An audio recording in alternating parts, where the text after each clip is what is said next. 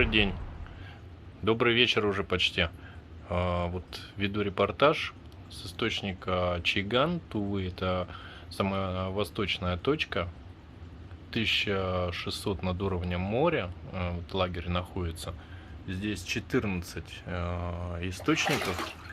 В общем, они все теплые, где-то от 21 до 40 градусов. Вот такие вот домики. Вот.